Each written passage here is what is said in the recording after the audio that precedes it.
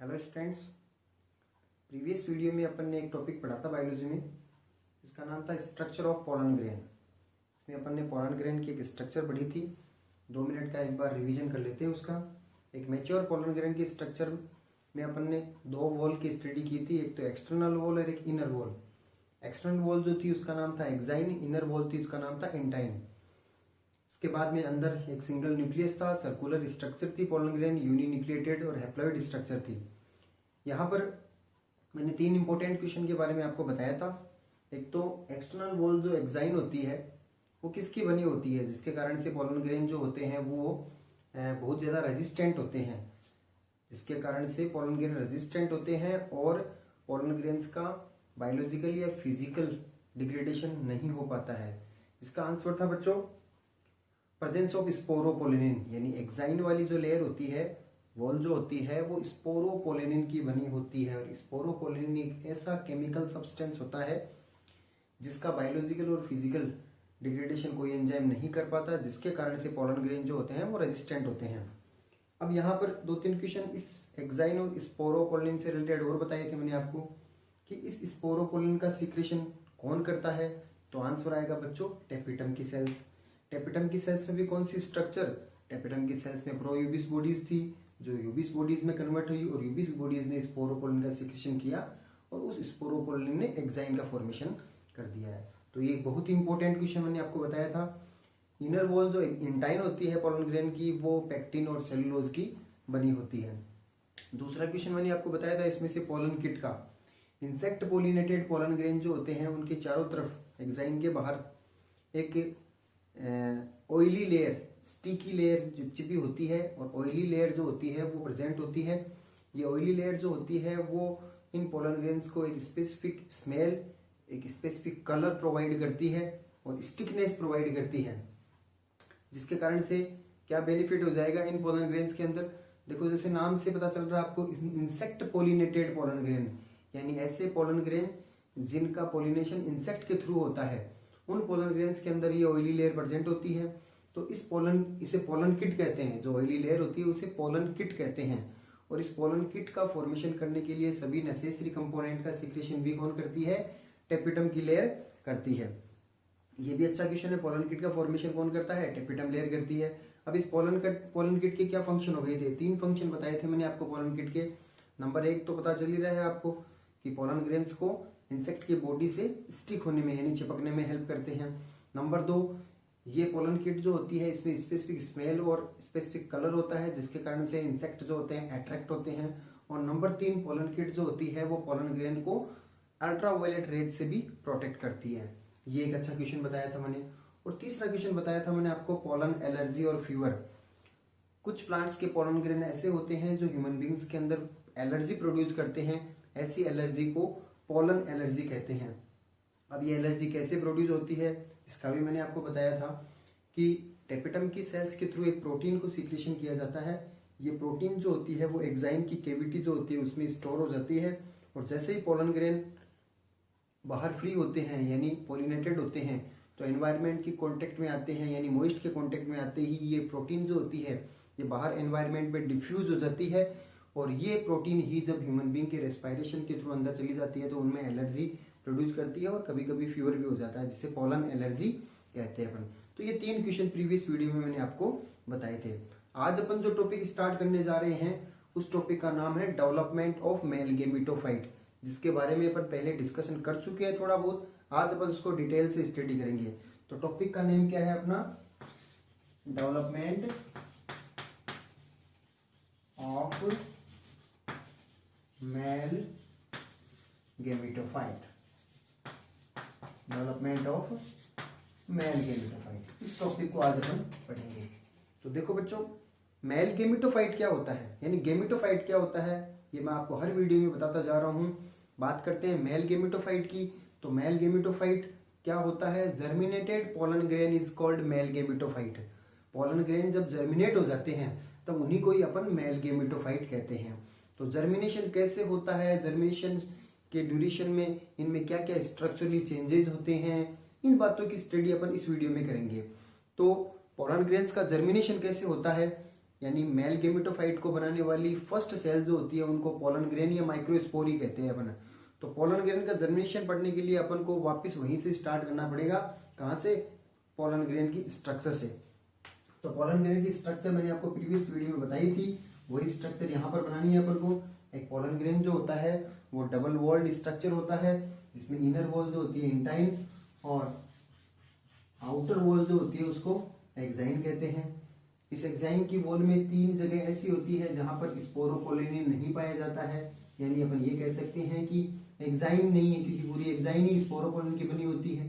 ठीक है, इनका आगे चल करके काम होता है, तीनों जर्म, इनको जर्म पोर कहते हैं, आगे चल करके इंपॉर्टेंट काम होता है। तो ये वाली लेयर जो होती है इसको बोलते हैं एक्साइन, ये वाली इंटाइन, और ये जो पोर होते हैं इनको बोलते हैं अपन जर्म।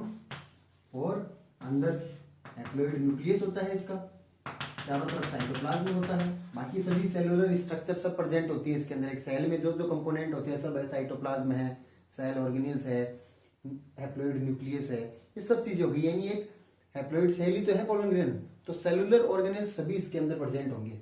ठीक है, अब उसके बाद में क्या होता है, पोलन ग्रेन्स से जब मेल गेमेटोफाइट बनता है तो उस समय उसमें इस पोलन ग्रेन में जो जो चेंजेज होते हैं वो चेंजेज जो होते हैं उनको 2 पार्ट्स में डिवाइड किया गया है। कुछ चेंजेस तो इन पोलन ग्रेन्स के पोलिनेशन से पहले ही हो जाता है, और कुछ चेंजेस जो होते हैं वो पोलिनेशन के बाद में होते हैं। What is pollination? पोलिनेशन क्या होता है?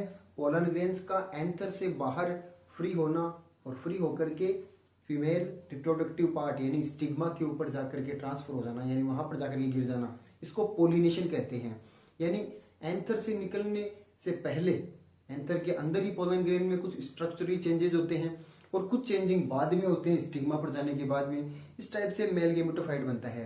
तो जो चेंजेस पोलिनेशन से पहले होते हैं यानी एंथर के अंदर ही होते हैं, वो चेंजेस कौन से होते हैं पहले अपन उनको डिस्कशन कर रहे हैं।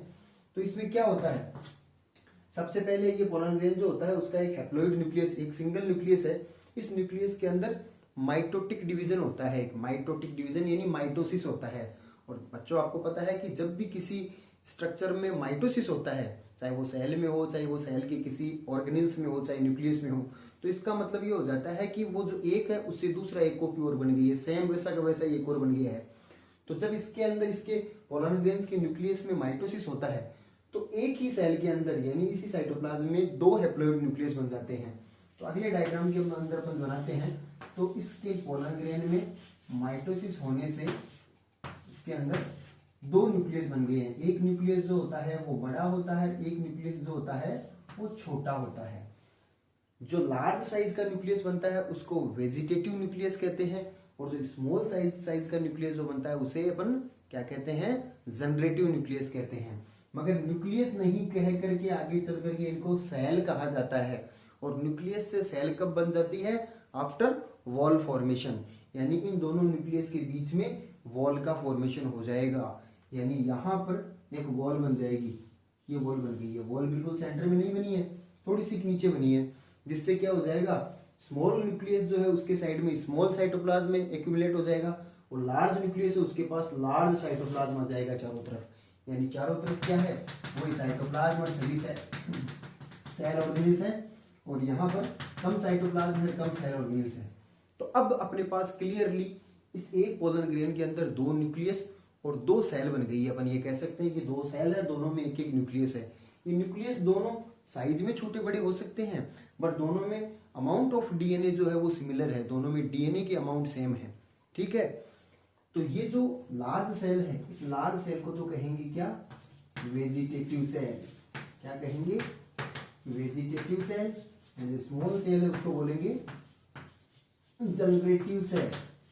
ये हो गई है जनरेटिव सेल। तो 2 सेल बन गई है, एक लार्ज साइज वाली वेजिटेटिव सेल और एक स्मॉल साइज वाली जनरेटिव सेल। 2 सेल्स बन गई है। अब देखो दोनों सेल्स में कुछ डिफरेंस है। डिफरेंस एक तो साइज का हो गया है, और दूसरा डिफरेंस क्या होता है, देखो लार्ज साइज वाली सेल जो होती है वेजिटेटिव सेल्स है, उसमें साइटोप्लाज्म और सेल ऑर्गेनेल्स जो होते हैं वो ज्यादा क्वांटिटी में है कंपेरेटिवली जनरेटिव सेल्स के। दोनों के अंदर डीएनए सिमिलर है, बट इसके साइटोप्लाज्म के अंदर पाए जाने वाला आरएनए जो है ना वो भी डिफरेंस है। साइटोप्लाज्म के अंदर जो आरएनए है वो वेजिटेटिव सेल्स का आरएनए ज़्यादा है और जनरेटिव सेल्स का आरएनए जो है वो कम होता है। ठीक है, ये कुछ डिफरेंस हो गए हैं। अब उसके बाद में क्या होता है, यहाँ पर देखो ये वॉल जो है जनरेटिव सेल्स की जो ये वॉल है, ये अगर अपन थोड़े समय पहले की बात करते हैं वॉल से बनी है, तो ये वॉल किसके साथ में कनेक्ट है, ये इस पोलन ग्रेन की जो इनर वॉल जो है ना, ये इंटाइन इसके साथ में जुड़ी हुई है। मगर आफ्टर सम टाइम्स, कुछ समय बाद के अंदर इसमें क्या चेंजिंग होता है कि ये जो वॉल जो है ना, ये वॉल किसकी वॉल, जनरेटिव सेल्स की वॉल जो होती है, ये इस पोलन ग्रेन्स की वॉल से सेपरेट हो जाती है, अलग हो जाती है। और अलग होकर के ये एक अलग से अपनी खुद की वॉल को शो करते हुए अलग से एक सेल बन जाती है। यानी इसकी वॉल जो है वो किससे सेपरेट हो गई है, इस पोलन ग्रेन की सेल से, पोलन ग्रेन्स की इनर वॉल से सेपरेट हो गई, अलग हो गई है। तो ये जनरेटिव सेल्स अपन को लेंटिकुलर शेप की एक अलग ही नजर आती है। अब देखो दोनों की शेप में भी चेंजिंग हो गया है। जो वेजिटेटिव सेल्स है उसका न्यूक्लियस जो होता है वो आगे चल करके इरेगुलर शेप का हो जाता है, यानी कोई पर्टिकुलर शेप नहीं, इरेगुलर शेप का होता है। जबकि जनरेटिव सेल्स जो होती है वो कंप्लीट जनरेटिव सेल्स जो होती है वो स्टार्टिंग कंडीशन में तो सर्कुलर होती है, मगर बाद में कुछ समय बाद में इसकी शेप जो होती है ना वो शेप हो जाती है किस कैसी, लेंटिक्यूलर, या इसे अपन लेंस शेप्ड कह सकते हैं। लेंस शेप्ड, लेंस शेप्ड या लेंटिकुलर शेप का मतलब कैसे हो गया, इस टाइप से, जैसे सेल ऐसी थी, आगे चल करके इसकी स्ट्रक्चर ऐसी हो गई है, ऐसे लंबी हो गई है, ये लेंटिकुलर शेप होती है। ये इस शेप की होना भी एक बेनिफिट है इसके लिए। ऐसी क्यों बनी है इसका आगे चल करके रीजन समझ में आ जाएगा, कुछ आपकी समझ में आ भी रहा होगा क्योंकि मैं आपको पहले की वीडियो में बता चुका हूँ ये, कि इसके बाद में क्या होता है, जब जर्मिनेशन होता है तो ये इंटाइन जो होती है ना, inner wall of pollen grain, ये फूल करके एक ट्यूब लाइक स्ट्रक्चर में बाहर निकलती है जिसको पोलन ट्यूब कहते हैं। और इस जर्म सेल को उस पोलन ट्यूब के अंदर आना है। एक ट्यूब लाइक स्ट्रक्चर के अंदर जर्म सेल को आने के लिए उसको, इस सेल को अपनी खुद की शेप भी उस ट्यूब के अंदर इजीली अंदर आ सके उसकी जैसी करनी पड़ेगी। इसलिए इसकी शेप जो होती है वो कैसी हो जाती है, लेंटिकुलर या लेंस शेप की हो जाती है। ठीक है, ये चेंजिंग हो गया। अब क्लियरली अपन को नजर आ रहा है कि पहले पोलन ग्रेन ऐसा था, अब पोलन ग्रेन ऐसा हो गया है। इसमें क्या डिफरेंस हो गया है, ये यूनिन्यूक्लिएटेड स्ट्रक्चर थी, ये बाईन्यूक्लिएटेड स्ट्रक्चर हो गई है। दो सेल्स हैं और दोनों में दो न्यूक्लियस हो गए हैं। मैक्सिमम प्लांट्स के पोलन ग्रेन जो होते हैं वो इस बाईन्यूक्लिएटेड स्ट्रक्चर में ही पोलिनेटेड होते हैं। बात समझे मतलब, यानी एंथर के अंदर ही पोलन ग्रेन बन गए, मेच्योर हो गए। उसके बाद में मेल गेमेटोफाइट का डेवलपमेंट की जब स्टेजेस चालू हो जाती है तो उसमें सबसे पहला काम होता है ये वाला, कि इसका न्यूक्लियस डिवाइड हुआ जिससे दो सेल्स बन गई है, वेजिटेटिव और जनरेटिव सेल्स। यानी पोलन ग्रेन किस स्टेज में आ गया है, पोलन ग्रेन बाईन्यूक्लिएटेड स्ट्रक्चर में आ गया है। इस बाईन्यूक्लिएटेड स्ट्रक्चर के अंदर पोलन ग्रेन जो होते हैं वो एंथर की वॉल के रैप्चर होने से बाहर निकलते हैं और बाहर निकल करके किसी इंसेक्ट के थ्रू या एयर के थ्रू या किसी बर्ड्स के थ्रू, यानी किसी भी मीडिएटर के थ्रू ये कहाँ पर जाते हैं, उसी फ्लोर की स्टिग्मा पर या किसी अदर फ्लोर की स्टिग्मा पर जा करके गिर जाते हैं, यानी ट्रांसफर हो जाते हैं। इस प्रोसेस को अपन पोलिनेशन कहते हैं। तो मैक्सिमम एंजियोस्पर्मिक प्लांट में पोलिनेशन पोलन ग्रेन की किस स्ट्रक्चर में होता है, बाई न्यूक्लिएटेड स्ट्रक्चर में होता है, यानी इस स्ट्रक्चर के अंदर ये पोलन ग्रेन बाहर निकलते हैं। अब उसके बाद में क्या होता है, अगला डायग्राम जो बनता है वो होता है इन पोलन ग्रेन्स का जर्मिनेशन। अब पोलन ग्रेन जो होते हैं जर्मिनेट होते हैं, जैसे ये पोलन ग्रेन स्टिग्मा के ऊपर जाकर के गिरते हैं यानी पोलिनेशन हो जाता है, तो स्टिग्मा पर जाने के बाद में ये पोलन ग्रेन जो क्या करते हैं, ये स्टिग्मा पर न्यूट्रिशन एब्जॉर्ब करते हैं। स्टिग्मा से इनको न्यूट्रिशन मिलता है और न्यूट्रिशन मिलने के बाद में इनमें जर्मिनेशन हो जाता है।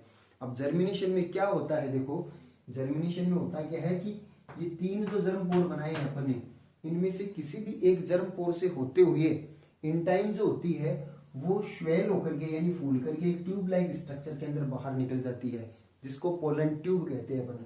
तो नेक्स्ट स्ट्रक्चर इसके बाद में कैसी हो जाएगी कि ये इंटाइन है और इंटाइन ही ऐसे फूल करके एक ट्यूब लाइक स्ट्रक्चर में बाहर निकल गई। ठीक है, और इसको बोल दें, ये एक्साइन बाहर की तरफ है, एक्साइन है, और ये वाली जो ट्यूब निकली है इसको बोल देंगे अपन पोलन ट्यूब। ये बन गई है पोलन ट्यूब, जर्मिनेशन हो गया। अब देखो बहुत सारे साइंटिस्ट ये मानते हैं कि वेजिटेटिव सेल्स जो होती है, ये वेजिटेटिव सेल्स इन पोलन ग्रेन्स के जर्मिनेशन में। इट मीन्स पोलन ट्यूब के फॉर्मेशन के अंदर कंट्रीब्यूशन करती है। साइंटिस्ट मानते हैं, अभी तक ये प्रूव नहीं हुआ है कि भाई जर्म सेल्स का तो बहुत इंपॉर्टेंट फंक्शन है, जो मैं अभी आपको बताऊंगा कि जर्म सेल तो क्या काम आएगी, मगर वेजिटेटिव सेल्स और वेजिटेटिव सेल्स का मेनली न्यूक्लियस ये किस काम आता है, ये साइंटिस्ट ये मानते हैं कि ये पोलन ट्यूब का फॉर्मेशन करने के अंदर कंट्रीब्यूशन रखती है, यानी उसमें काम में आती है। तो ये वाली जो सेल्स है इसका तो कोई स्पेसिफिक फंक्शन नहीं है। अब अपन इस सेल्स की बात करते हैं। ये जनरेटिव सेल्स जो होती है ना, ये कंप्लीट जनरेटिव सेल्स जो होती है, ये पहले यहाँ पर थी, ये क्या होती है, ये इस पोलन ट्यूब के अंदर इंसर्ट हो जाती है, अंदर आ जाती है। तो ये यहाँ पर पोलन ट्यूब के अंदर आ गई है ये कि ये सेल ऐसी कैसी, इसके अंदर इसका खुद का न्यूक्लियस है। और जो ये वेजिटेटिव सेल्स का न्यूक्लियस है ये भी इस पोलन ट्यूब के अंदर आता है, ये भी यहाँ पर आ गया है, मगर आने के बाद में इसका कुछ काम नहीं है, थोड़ी देर बाद में ये अपने आप ही डिजनरेट हो जाता है, डिस्ट्रॉय हो जाता है। किसका, वेजिटेटिव सेल्स का न्यूक्लियस जो है ये भी अंदर आया है, मगर आप आगे चल करके डिजनरेट हो जाता है, डिस्ट्रॉय हो जाता है, कोई स्पेसिफिक फंक्शन नहीं है। मगर इसका बहुत इंपॉर्टेंट फंक्शन है जर्म सेल का। ये जर्म सेल पोलन ट्यूब में आने के बाद में यहाँ पर फिर से एक माइटोटिक डिवीजन करती है, फिर से इसमें माइटोसिस होता है। तो जैसे माइटोसिस हुआ 1 से 2 बन गए हैं, यानी यहाँ पर जो 1 थी ना, अब इससे क्या बन जाएंगी, 2 जनरेटिव सेल्स बन जाएगी। मगर अब इनका नाम जनरेटिव सेल्स नहीं है, अब इनका नाम हो जाएगा मेल गैमिट।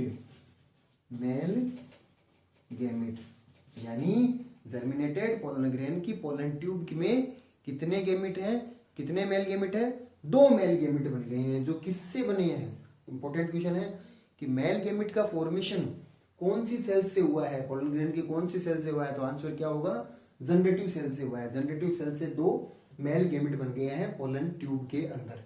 ठीक है, तो दोनों सेल्स का काम यहाँ पर हो गया। एक ने तो इसको पोलन ट्यूब को बनाने में कंट्रीब्यूशन कर दिया, इसका न्यूक्लियस यहाँ पर आया, बाद में चल करके खत्म हो गया। और जनरेटिव सेल्स जो होती है माइटोटिक डिवीजन करके यहाँ पर 2 मेल गैमिट बनाती है। ये स्ट्रक्चर जो बनी है ना, ये वाली structure, these are called male gametophyte. इसी को ही अपन मेल गैमेटोफाइट कहते हैं। स्टार्टिंग वाली डेफिनेशन याद करो, मैंने आपको क्या बताया था कि germinated pollen grain is called male gametophyte. ये जर्मिनेटेड पोलन ग्रेन जर्मिनेशन हो गया, इसी को ही अपन मेल गैमेटोफाइट कहते हैं।